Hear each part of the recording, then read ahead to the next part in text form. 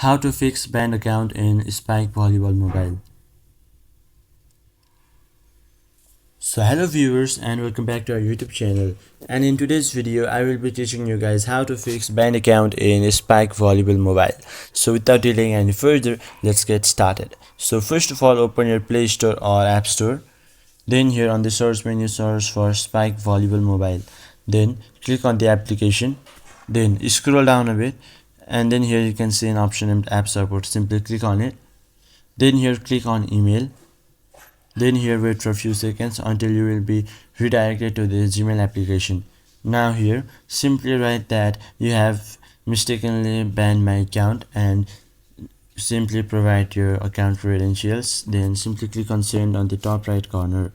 Then within few hours or within couple of days, the team will reach out to you and help you or guide you through the every step of fix to your problem. So hope this video was helpful for you. Until the next video, bye bye and take care.